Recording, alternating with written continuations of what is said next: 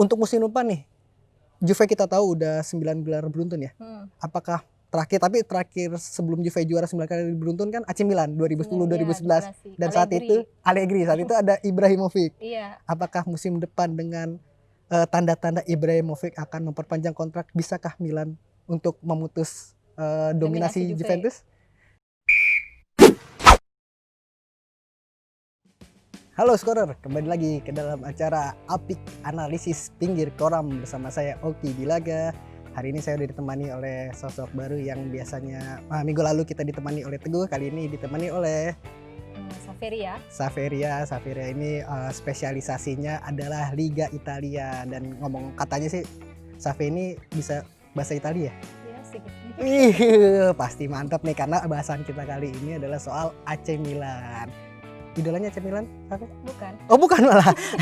Biarpun bukan, tapi tetap ada analisis yang bagus dari Save ini. Dan kali ini kita akan bahas soal AC Milan, mengenai kebangkitan AC Milan setelah lockdown ini ya. Setelah pasca pandemi COVID, AC Milan kan mempunyai tren positif yang hingga saat syuting kita kali ini belum pernah kalah. Kira-kira menurut Save ini gimana sih permainan AC Milan setelah lockdown ini? Kayaknya berubah banget gitu ya, dari yang mungkin karena waktu lockdown pada merenung mungkin. Terus jadi sekarang kayak tancap gas gitu, langsung tancap gas abis lockdown.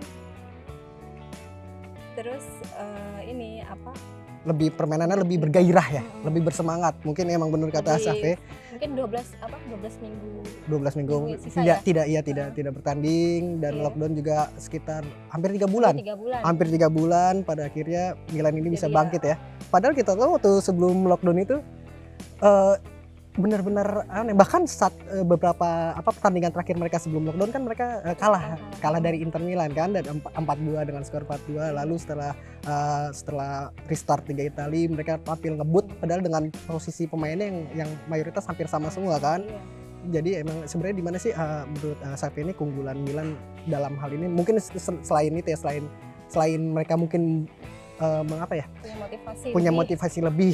Padahal kan saat itu kan posisinya sekitar 10 kalau nggak salah, peringkat 10 pas sebelum lockdown ya. Mungkin dari beberapa pemainnya muncul kan, kayak Hakan Calhanoglu, terus Ante Rebic. Iya, benar sekali. Ya, Zlatan ya udah nggak usah diomongin. Iya, Zlatan. Frank Kessie juga bagus. Belakangan terus ya pelatihnya Stefano Pioli tuh bikin ya mungkin modif kayak si Calhanoglu digeser ke tengah kayak gitu. Iya, tadinya di kiri. Benar sekali.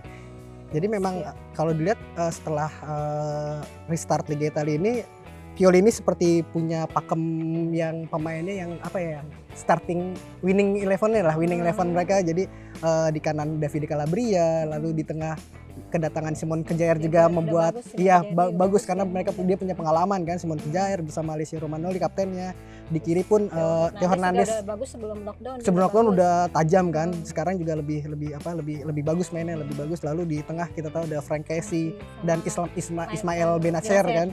Ismail Benacer udah bagus juga. Benar sekali. Dan di gelandang kan kita tahu tadinya kan di kanan itu Samu Castelletto selalu main ya, tapi semenjak cedera dan restart ini ternyata tanpa kehadiran Samu Castelletto, Milan ini tetap lebih berbahaya ya. Dan sudah gitu kita ngeliat bahwa kehadiran Zlatan juga kayaknya memberikan motivasi lebih sih buat Milan, karena Zlatan ini memang dia bukan lagi sebagai goal getter kan, meskipun dia sebagai ujung tombak, tapi Zlatan ini lebih banyak mungkin sebagai motivator dalam tim ya, di dalam di ruang ganti terutama, karena memang Milan ini apalagi Alessio Romagnoli kaptennya masih 20-an, masih muda kan. Jadi saya kira bahwa itu dia juga cedera gitu kan, jadi on off gitu kan. Iya, jadi permainan dia juga masih on off ya, nggak terlalu bagus kadang-kadang. Baru kemarin kayak sempat cetak gol satu setelah ditunggu berlama-lama oleh Milanisti. Jadi saya kira memang kehadiran Zlatan ini cukup penting dalam tim, tapi sebagai pemompa motivasi. Lalu yang kedua adalah nih, saya pengen menanyakan satu hal mengenai nasib Pioli kan. Pioli kita tahu bahwa pas setelah restart pun ada gonjang-ganjing bahwa dia sebenarnya rawan tergusur kan. Rangnick ya. Iya, Ralf Rangnick ini katanya diincar oleh manajemen ya, petinggi-petinggi Milan untuk menjadi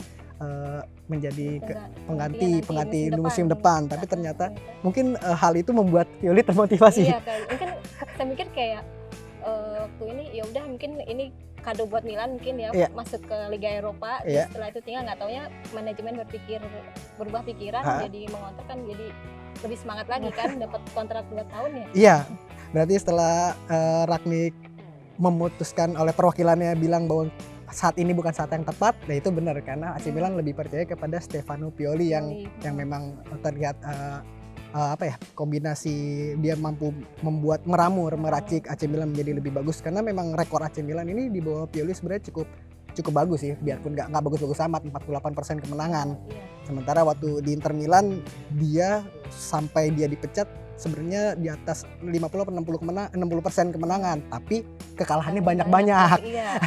Menangnya banyak, kalahnya lebih banyak. Soalnya lebih panjang ya. Iya. Dan sekarang kehadiran Pioli ini memberikan angin segar bagi Milan, bahwa pemain Milan pun rasanya sudah percaya kepada Pioli, sebab Pioli ini terbukti sudah mampu meracik pemain-pemain 11 pemain utamanya menjadi lebih tajam. Terbukti Suso yang dipinjamkan ke Sevilla akhirnya sudah dilepas secara permanen. Itu Jadi tuh kayak beban gitu, susah. beban ya. Jadi padahal susah kan, jadi si Rebiknya Gelisa ini. iya, pada musim lalu Suso padahal andalan banget kan. Iya. Milan itu selalu tergantung pada Suso. Si pelatih juga kan, Iya. misalnya si Gattuso juga. Oh iya, pada Gattuso memang Gattuso menyukai Suso, lalu pas di Marco Giampolo gagal total sih, saya gagal total Milan. Pada akhirnya di September diganti oleh Oktober ganti Pioli, dan Pioli mampu memberikan motivasi lebih setelah restart Liga Italia. Tapi yang saya ingin tanyakan nih, siapa sih pemain kunci Pioli ini setelah restart menurut Safin?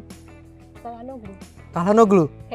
Iya, memang kalau dilihat dari statistiknya Calhanoglu musim ini sangat. Dia sebelum lockdown tuh kayaknya cuma 3 gol, sekarang Iya. tuh 8. Benar, sekarang total dia sudah 8 gol dan 8 assist.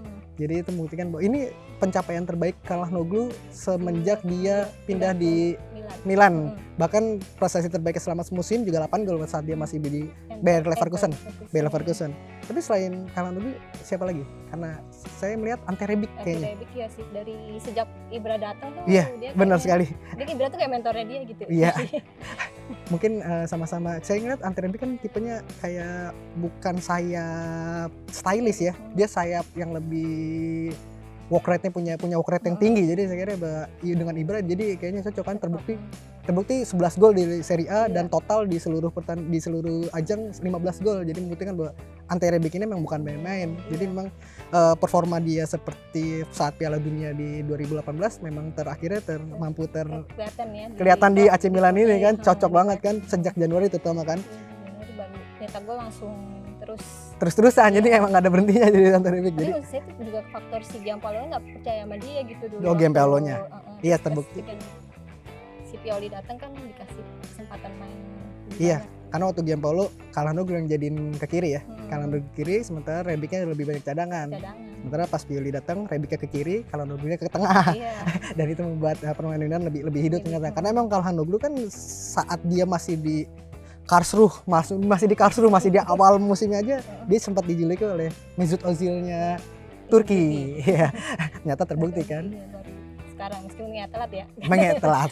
Tidak ada yang tidak telat. Tapi ya kehadiran kayak performa baik yang ditunjukkan Calhanoglu, Ante Rebic ataupun Ibrahimovic, meskipun gak banyak golin ya, tapi dia mempunyai peran penting di dalam tim, itu membuat beberapa pemain jadi ada yang beberapa pemain yang akhirnya terasingkan terpinggirkan. Lucas Paqueta jadi terpinggirkan. Jack Bonaventura emang udah mau selesai ya. Udah selesai kontraknya ya, jadi lebih terpinggirkan. Lalu ada pemain striker mahal yang di Milan, Rafael Leao. Iya. Bukan terpinggirkan, jadi menit bermainnya. Hierarkinya Soal hierarki, Ibra lebih tinggi hierarkinya. Saat Ibra mungkin fisiknya sudah tidak bisa bermain 3 hari sekali, kadang-kadang Rafael Leao bermain, dan terbukti seperti di Vogue Origi-nya Liverpool saat dimainkan. Rafael Leao ini bisa memberikan kontribusi yang bagus sebenarnya, mampu mencetak gol atau memberikan assist kan.